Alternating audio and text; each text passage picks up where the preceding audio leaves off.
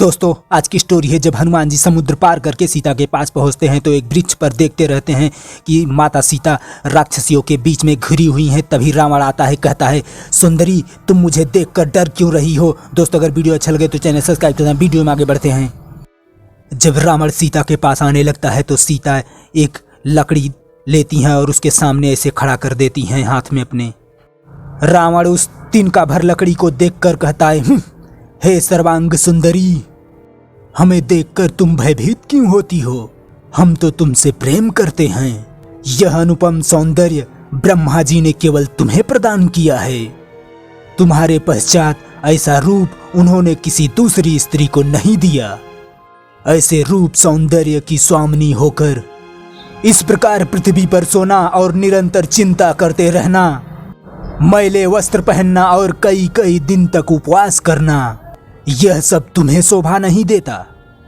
तुम्हारे लिए तो हमारे महल में दिव्य आभूषण, हीरे मोती माणिक, रेशमी परिधान, संसार के सर्वोत्तम भोजन, बहुमूल्य पेय पदार्थ अर्थात संसार के सारे सुख हाथ बांधे तुम्हारे सेवा के लिए खड़े हैं। तुम वहां आ जाओगी तो रानी मंदोदरी और हमारी सहस्त्र स्त्रियां दासियां बनकर तुम्हारी सेवा करेंगी। तीनों लोकों में ऐसा सुख किसी स्त्री के भाग्य में नहीं होगा। सीता कहती हैं, सचमुच श्री राघव की धर्मपत्नी होने का परम सुख जो मेरे भाग्य में लिखा है वो तीनों लोकों में किसी स्त्री के भाग्य में नहीं लिखा होगा।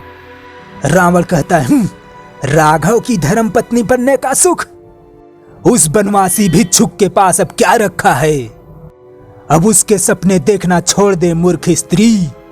पहले तो तुम्हें उसे यह भी नहीं पता चलेगा कि तुम कहाँ हो, और यह पता लग भी गया तो लंका में कोई मानव प्रवेश नहीं कर सकता।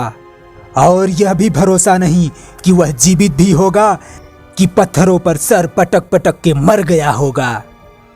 उसे भूल जाओ। एक बार मेरी ओर देखो त्रिभुवन सुंदरी। केवल एक बार किसी स्त्री को छल बल से उसका हरण कर लेना, किसी स्त्री को बलपूर्वक अपनी पत्नी बना लेना, यह राक्षसों का स्वधर्म है।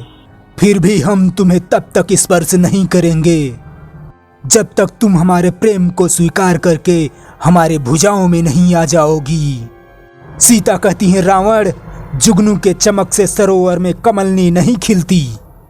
याद रखो, जिस प्रकार सूर्य से उसकी प्रभा अलग नहीं हो सकती, उसी प्रकार मैं भी श्री राम जी से अभिन्न हूँ। जिस प्रकार सिद्धि के लिए एक पुरुष पूजा का अधिकारी नहीं होता, उसी प्रकार तुम मेरी याचना के योग्य भी नहीं हो। मैं एक पतिव्रता हूँ। मैंने एक बड़े कुल में जन्म लिया है। मेरा एक पवित्र कुल में संबंध हुआ है।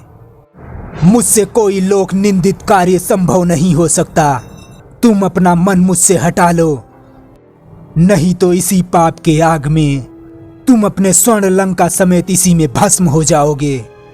तुम्हें श्री राम की शक्ति का आभास भी नहीं है। उनके धनुष के टंकार मात्र से लंका द्वीप समुद्र में डूब जाएगा। एक तुम्हारे पाप के कारण संसार में सारे राक्षस कुल का विनाश हो जाएगा। रावण कहता है, बस बहुत हो चुका। उन दर दर भटकते हुए बनवासियों का वर्णन। सीते, हम तुमसे प्रेम बस मीठी बात करते हैं। इसी कारण तुम मुझे बहुत नरम समझकर हमारी शक्तियों को नहीं पहचाना। भ्रिकुटी मात्र हिला दें, सूर्य चंद्र डर के मारे अपने अपने स्थान पर कांपते हुए ठहर जाएं। हमारी गर्जना सुनकर हिमालय डगमगाने लगता है। समुद्र, आकाश, पाताल में देव दानव रहने वाले यक्ष, किन्नर, नाग, असुर, यहाँ तक कि नवग्रह भी हमारे आदेश की प्रतीक्षा में हाथ जोड़े खड़े रहते हैं। सीता कहती, यदि तुम्हें ऐसी ही अपनी वीरता का गर्व था, उस समय हमारे पति और देवर को आश्रम से दूर भेजने का कुचक्र नहीं रचाते और उनके चले जाने के पश्चात मेरा हरण न करते। यदि वो उस समय वहीं होते तो उसी समय तुम्हें इस दुष्कर्म का फल मिल जाता और इस पृथ्वी पर से तुम जैसे पापी का बोझ कम हो जाता। तुम जानते थे कि युद्ध में उनसे पार पाना असंभव था। जैसे ये कुत्ता दो शेरों के सामने आने से डरता है, उसी प्रकार उनके होते हुए तुम हमारी कुटिया में पैर ना रख सके।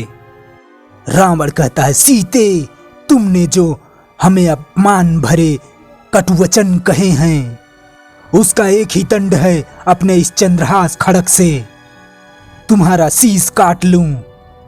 मृत्यु से तुम्हें एक ही बात बचा सकती है, अपनी इच्छा से हमारी शरण में आ जाओ। सीता कहती है, तुम्हें भी एक ही बात बचा सकती है पापी, अब भी श्री राम प्रभु के शरण में चला जा। वो बड़े शरणागत वत्सल हैं, शरण में आने वाले के सारे दोष क्षमा कर देते हैं। मुझे भक्ति और आदर के साथ मेरे प्रभु के पास पहुंचा दो, नहीं तो इस लंका की ईंट से ईंट बच जाएगी, तुम्हारे राक्षस कुल का समूल विनाश हो जाएगा। इस नगरी में केवल डाकनियां और भूत रहेंगे। रावण कहता, सीता, अपनी मृत्यु का आवाहन ना कर। दोस्तों, अब तक का वीडियो आपको कैसा लगा? ठीक ठाक लगा हो तो भैया प्लीज चैनल सब्सक्राइब करना, वीडियो को लाइक शेयर भी करना। वीडियो देखने के लिए धन्यवाद। Thank you. जय हिंद।